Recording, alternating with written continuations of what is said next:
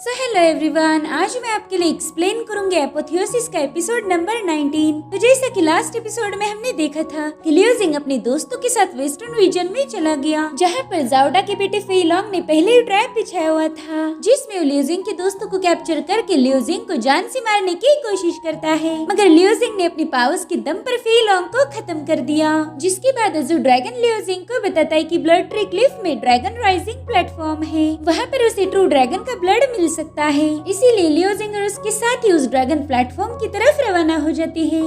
अब आगे तो एपिसोड की शुरुआत में हमें कुछ आवाजें आती है।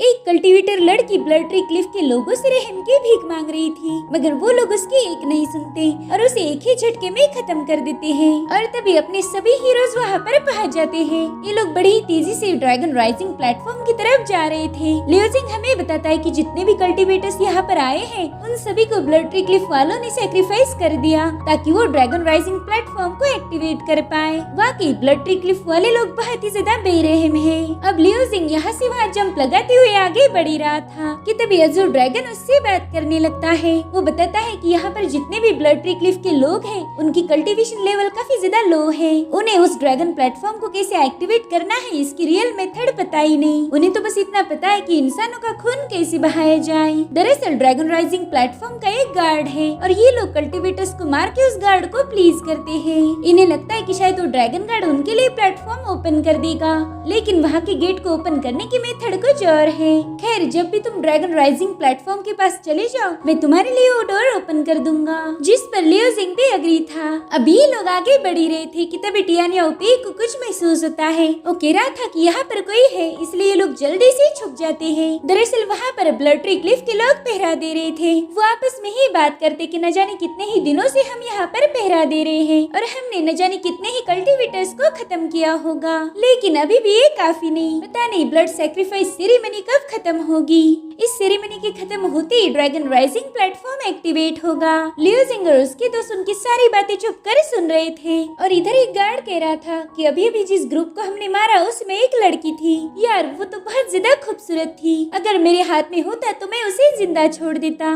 और तभी उन पर बड़ी तेजी से स्नेक अटैक हो जाता है। वो लोग कंफ्यूज होकर पूछ रहे थे कि ये अटैक किसने किया। और तभी हमारा हीरो लियो जिंग उनके सामने आ जाता है। तो लियो जिंग को देखकर उन लोगों ने अपनी तलवारें निकाल ली थी। वो कह रहे थे कि तुम चाहे जो भी हो, हमें तो बस तुम्हारे ब्लड सैक्रिफाइस की जरूरत है। जिसके बाद वो लियो जिंग की तरफ भागने लगते हैं, मगर उन्हें पलक झपकते ही खत्म कर दिया गया था। और अब अगले सीन में हमें ड्रैगन राइजिंग प्लेटफॉर्म का ब्लड पॉन्ड दिखाया जाता है, जहाँ पर कल्टीवेटर्स का खून पानी जैसा बह रहा था।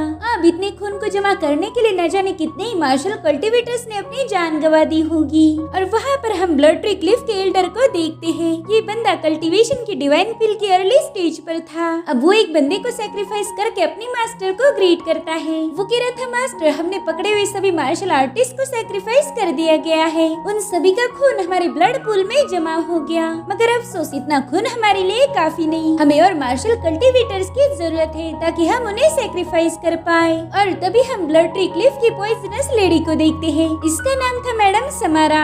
समारा अपने सिंहासन पर आराम फरमा रही थी और दो बंदे उसके हाथ पांव दबा रहे थे। जिसके बाद वो अपना एक टेंटिकल बाहर निकाल कर अपने ही सर्वेंट को सैक्रिफाइस कर देती है। उस बंदे की खून के छींटे हवा में तैर रहे थे, तो समारा उस खून को टेस्ट करती है। वो कह रही थी कि इन सभी की खून की टेस्ट एक जैसी है। मैं तो इस टेस्ट से ही बोर हो गई, अब मुझे नए खून की जरूरत है। जिसके बाद वो बड़ी शान से उठकर बैठ जाती है और ये देखकर उसका सर्वेंट उसे रहम की भीख मांग रहा था। वो अपना सर पटक पटक के कह रहा था कि मैंने कई सालों से आपकी सेवा की है, तो प्लीज उसे नजर में रखते हुए मुझे बख्श दीजिए। मैं सैक्रिफाइस नहीं होना चाहता। तो समारा उसके पास जाकर कहती कि अरे अरे, अपना सर मत पटको। देखो, तुम मुझे बहुत ज्यादा पसंद थे। तुम्हारे हैंडसम चेहरे पर तो मैं घायल थी, लेकिन देखो तो अब तुमने अपना पूरा चेहरा बिगाड़ दिया। जिसके बाद उसका मास्क हटा देती है। वो बंदा उससे कह रहा था कि मैम, आज रात में आपको काफी अच्छी सर्विस दूंगा, इसलिए प्लीज मुझे बख्श दीजिए। लेकिन समारा के दिल में किसी के लिए रहम नहीं था,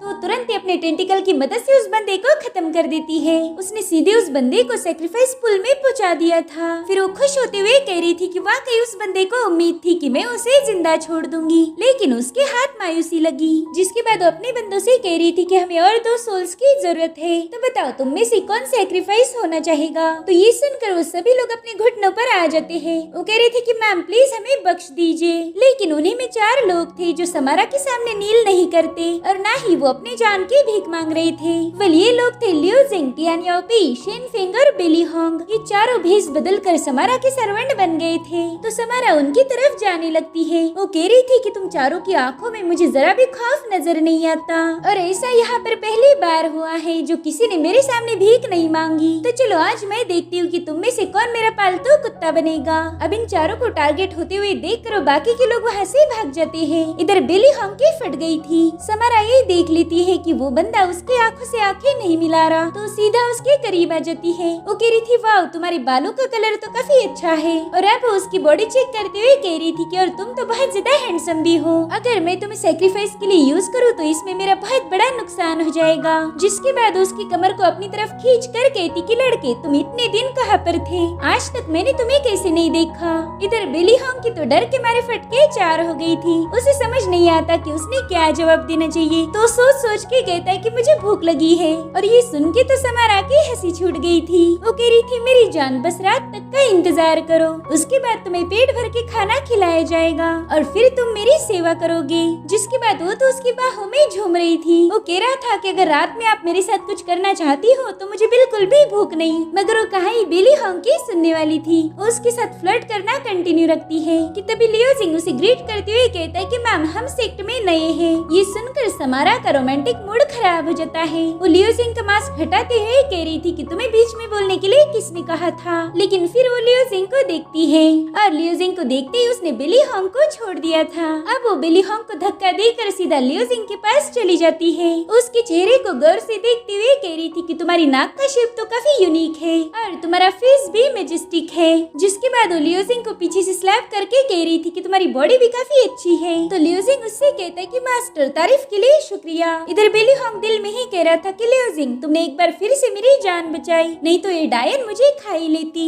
इधर शेन फिंग भी दिल में ही कह रही थी कि लियो जिंग तुम तो कमाल के हो। मगर टियान याओपी का मानना कुछ और था। वो कह रहा था कि ये लड़की एक जंगली जानवर से भी बदतर है। लियो जिंग भाई अब तो तेरी खैर नहीं। इधर समारा एकदम रोमांटिक अंदाज में लियो जिंग से कह रही थी कि आज रात काफी मजा आने वाला है, तुम दोनों मुझे सर्व करोगे। और तभी आसमान से एक पोर्टल ओपन हो जाता है, जिसे देखकर समारा कह रही थी कि ये लो हमारे वीआईपी गेस्ट अब आ चुके हैं। ये लोग देखते कि उस पोर्टल में से डीमंस कूद गए थे और उन्हें देखकर ये चारों एक साथ कहते कि ओ तेरी ये तो डीमन है। उन डीमन के साथ उनका मास्टर भी था। वो समारा से कहता है कि अभी भी ड्रैगन राइजिंग प्लेटफॉर्म एक्टिवेट नहीं हुआ। दरअसल इस बंदे का नाम था जियांग और ये कल्टीवेशन की डिवाइन बिल की मिडिल स्टेज पर था। वो कह रहा था कि तुम्हें दिया गया काम कंप्लीट नहीं हुआ, लेकिन फिर भी तुम अपने लिए पालतू कुत्ते ढूंढने में बिजी हो, तुमने तो फिलहाल काम पर फोकस करना चाहिए। तो समारा उससे कहती है हाँ ठीक है। जिसके बाद लियो जिंग से कह रही थी कि बच्चे तुम और वो लाल बालों वाला लड़का तुम्हारी दूसरी 2 दोस्तों को सैक्रिफाइस अल्टर में लेके जाओगे,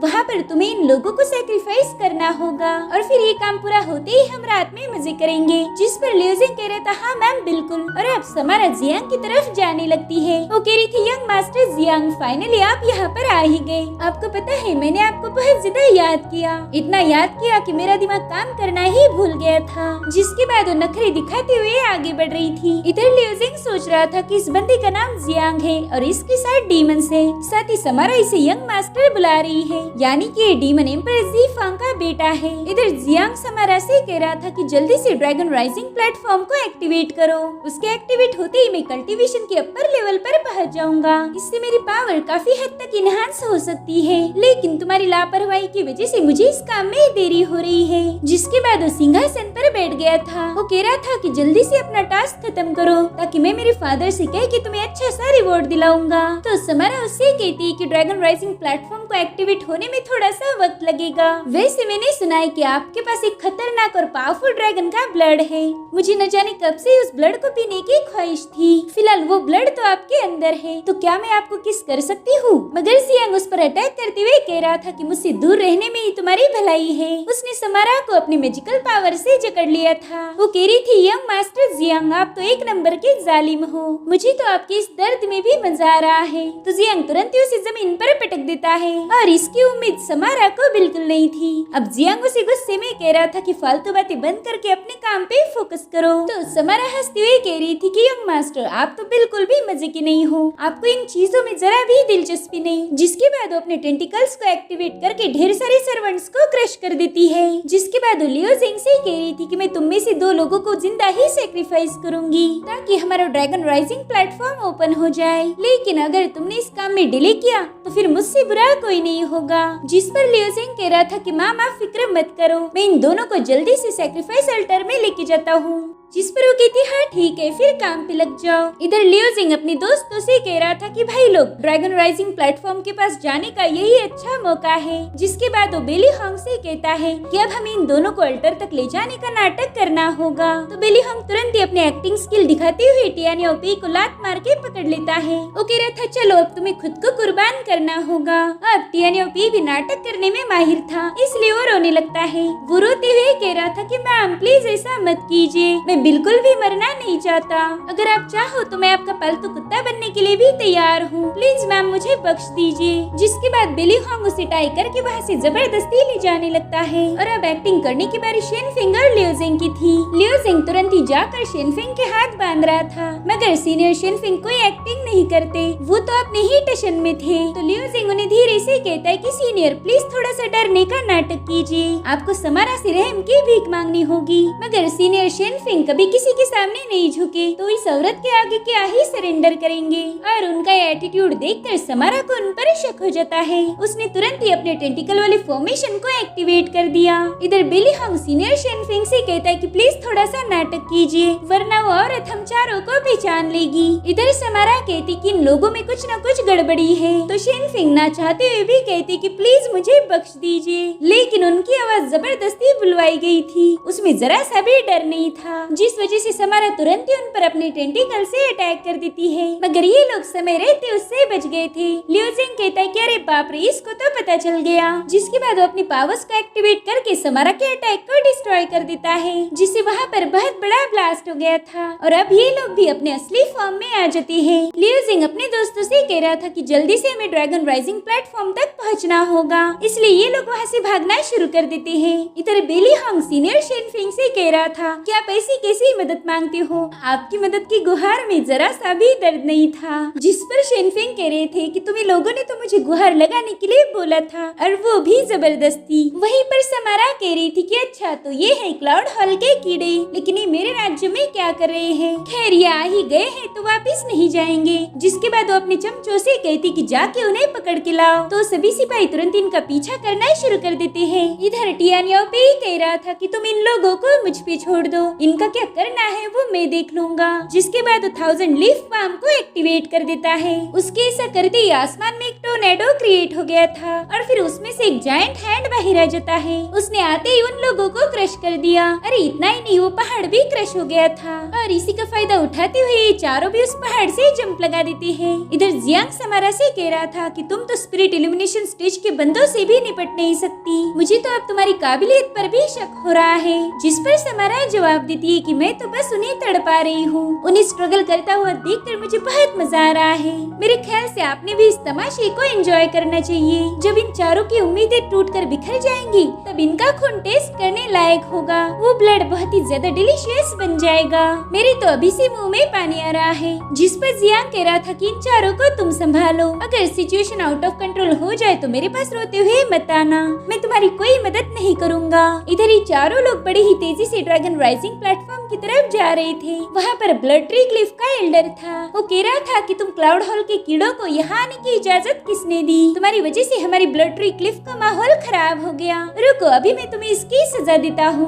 जिसके बाद वो अपनी पावर्स को एक्टिवेट करते हुए अपने स्पिरिट फॉर्म को समन करता है। ये लोग समझ गए थे कि ये बंदा डिवाइन पिल स्टेज पर है। तभी टियानियोपी कहता है कि हम सब मिलकर इस पर एक साथ ही वार करेंगे, तभी जाके इसे हराया जा सकता है और इसके लिए हमें अपनी पूरी ताकत का यूज करना होगा। इधर उस एल्डर ने 9 पॉइजन ब्लड सेंटीपीड को समन कर लिया था। उसके ऐसा करते ही 2 विशाल सेंटीपीड इनकी तरफ हमला करने आगे बढ़ती है। तो बेली हॉन्ग ने तुरंत ही रोलिंग विंड को एक्टिवेट करते हुए अपने मल्टीपल डैगर्स बना लिए थे, जो उसने सीधा उस सेंटीपीड की तरफ थ्रो कर दिए। इधर शेनफेंग ने भी अपना light and dark formation activate किया था। उस फॉर्मेशन से ढेर सारी सोर्स बाहर निकलकर उन सेंटीपीड पर हमला कर रही थी, जिससे वहाँ पर कई सारे ब्लास्ट हो गए थे। इधर टियानियोपी भी मिंकिंग एरी को एक्टिवेट कर देता है। वो एरी सीधा उस एल्डर पर जाके अटैक कर रही थी, जिससे वहाँ पर कई सारे ब्लास्ट होते हैं। और अब फाइनल अटैक करने की बारी लियो जिंग की थी। वो बड़ी ही तेजी से जाकर अपनी ग्लीमी सोड उस एल्डर के आर पार कर देता है, जिससे उस एल्डर का काम तमाम हो गया था। वो सीधे उसी ब्लड पूल में गिर गया था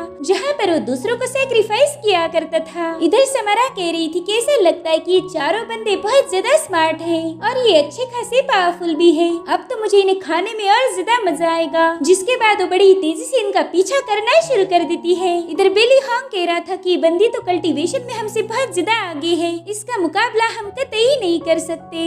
इधर समारा ने अपने रेड स्मोक से उन पर अटैक कर दिया था, लेकिन ये लोग तो बड़ी ही तेजी से भाग रहे थे। तो समारा उनसे कहती कि जितना ज्यादा तुम भागोगे मेरे बच्चे उतना ही तुम्हें पकड़ने के लिए एक्साइटेड हो जाएंगे। जिसके बाद वो अपने बच्चे यानी कि टेंटिकल्स को बाहर निकाल लेती है। वो टेंटिकल्स बड़ी ही तेजी से इनका पीछा कर रहे थे, मगर समय रहते लियो जिंग उन्हें काट देता है। समारा उनसे कहती कि मुझे तो तुम चारों भी बहुत पसंद आए, मगर दिल पर पत्थर रख के मुझे तुम्हें सैक्रिफाइस करना ही होगा। खैर तुम में से एक की मैं कुर्बानी दूंगी और एक को मेरा पालतू कुत्ता बनना होगा। चलो अब तुम में से किसको सैक्रिफाइस करना है इसका डिसीजन मेरे बच्चे लेंगे। जिसके बाद वो अपनी टेंटिकल से इन लोगों पर हमला कर देती है। इधर ये लोग जैसे तैसे उस टेंटिकल से बचते जा रहे थे। इसी दरमियान सीनियर शेनफिंग ने अपने एक पावरफुल स्लैश अटैक से एक टेंटिकल को काट दिया, मगर वो टेंटिकल दोबारा से जुड़ गया था। तो वो अपने दोस्तों को बताते हैं कि यहाँ पर जो रेड फॉग है वो इन टेंटिकल्स को रीजनरेट होने में मदद कर रहा है। हमें कुछ भी करके इस बंदी से पीछा छुड़ाना होगा। इधर लियो जिंग और बेली हॉन्ग टेंटिकल्स के साथ फाइट करने में बिजी थे। तभी बेली हॉन्ग लियो जिंग को बताता है कि भाई मेरा ट्रू एसेंस खत्म होने वाला है,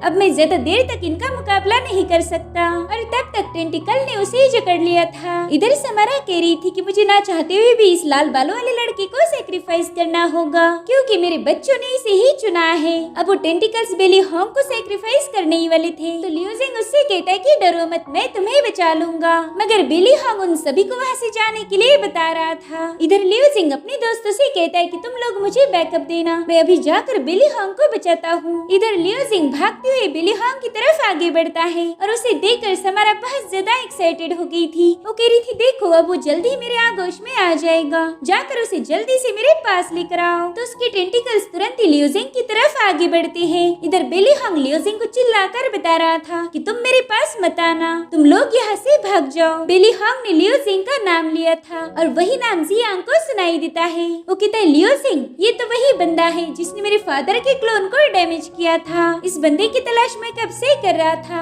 और आज ये खुद ही यहाँ चल कर आ गया। इधर लियो जिंग कई सारे टेंटिकल्स को काटते हुए बेली हॉन्ग को आजाद कर देता है, मगर अब तो बेली हॉन्ग सीधा ब्लड पूल में जाकर गिरने ही वाला था। तो लियो जिंग बड़ी ही तेजी से जाकर अपने दोस्त को पकड़ लेता है। तब तक समारा ने अपने और टेंटिकल्स उनके पास भेज दिए थे। तो लियो जिंग अपने दोस्त को बचाने के लिए लॉ ऑफ स्पेस टेलीपोर्टेशन का यूज करता है, जिससे ये लोग टेंटिकल से दूर आ गए थे। मगर लियो जिंग तब तक काफी ज्यादा कमजोर हो गया। वो सीनियर शेनफिंग को बता रहा था कि मैंने लॉ ऑफ स्पेस को एक्टिवेट करने के लिए ढेर सारी मेंटल एनर्जी का यूज किया है, तो थोड़ी देर के लिए आपको इस बंदी के साथ डील करनी होगी। तो टियानियोपी जल्दी से अपने पाम अटैक से रास्ता क्लियर करते हुए ये लोग वहाँ से भागना शुरू कर देते हैं। इधर समारा कह रही थी कि अरे वाह इस बंदे को तो लॉ ऑफ स्पेस भी पता है, वाकई आज की दावत मेरे लिए बहुत ज्यादा खास होगी। अब वो धीरे धीरे लियो जिंग की तरफ आगे बढ़ती है, मगर तभी जियांग उसके सामने आकर खड़ा हो गया। वो कहता है बस अब तुम्हारी कोई जरूरत नहीं, इसके आगे का मैं संभाल लूंगा। जिस पर समारा कह रही थी कि हुजूर अगर ऐसी बात है तो मैं आपसे एक खास परफॉर्मेंस की उम्मीद करती हूँ, आपकी फाइट देखकर ही मुझे मजा आना चाहिए। इधर लियो जिंग और उसके साथ ही भागते हुए ड्रैगन राइजिंग प्लेटफॉर्म के पास पहुँच गए थे। वहाँ पर एक बहुत ही विशाल गेट था जिसे देखकर ही लियो जिंग के होश उड़ जाते हैं। वहीं पर बिली हॉन्ग समारा का ही इंतजार करता है। वो कह रहा था कि वो खून पीने वाली औरत जल्दी यहाँ पर पहुँच जाएगी, लेकिन वहाँ पर समारा नहीं बल्कि जियांग पहुँच गया था। तो शेनफिंग लियो जिंग को कहता है कि जियांग यहाँ पर आ गया है। तो टियान याओपी लियो जिंग को डोर ओपन करने के लिए बताता है, बाकी जियांग को हम संभाल लेंगे। तो लियो जिंग कहता है ठीक है, अब मैं जल्दी से डोर ओपन करता हूँ। जिसके बाद वो अज़ूर ड्रैगन को आवाज देता है। उसकी आवाज सुनते ही अज़ूर ड्रैगन जाग गया था। लियो जिंग उससे कहता है कि जल्दी से इस गेट को ओपन कर दो। तो अज़ूर ड्रैगन लियो जिंग के जरिए अपनी सारी पावर्स उस गेट पर डाल देता है। तब तक जियांग के डीमंस भी वहाँ पर पहुँच चुके थे। अब जियांग इन लोगों से गुस्से में पूछ रहा था कि बताओ तुम में से लियो जिंग कौन है।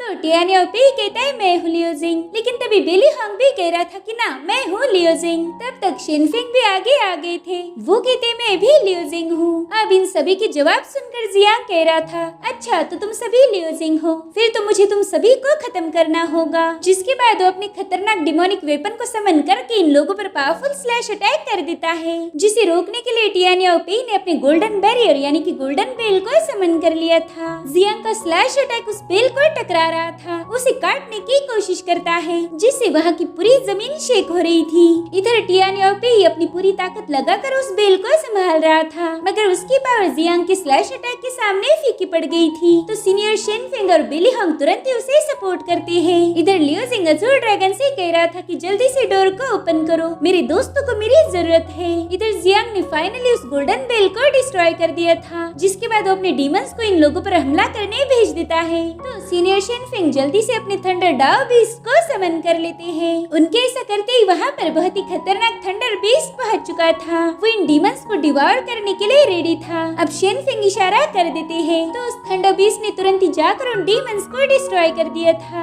सीनियर शेनफिंग की पावर देखकर जियांग कह रहा था कि वह क्या बात है, तुमने तो सोड प्रोफाउंड लाइटनिंग को मास्टर कर लिया, लेकिन अब अफसोस अब तुम थोड़ी ही देर में मारे जाओगे। जिसके बाद वो अपनी पावर्स को एक्टिवेट करते हुए थंडर बीस्ट पर अटैक कर देता है। उसके एक ही अटैक में थंडर बीस्ट ब्लास्ट हो जाता है, जिसके बाद वो बड़ी ही तेजी से इन चारों की तरफ आ रहा था। वो कहता है अब गुड बाय बोलने का वक्त आ चुका है, मगर तब तक लियो जिंग ने वो डोर ओपन कर लिया। वो खुश होकर अपने दोस्तों को बता रहा था कि फाइनली ये दरवाजा खुल गया है। और इसी के साथ एपिसोड यहीं पर एंड हो जाता है। Thank you so much for watching. Bye bye, take care.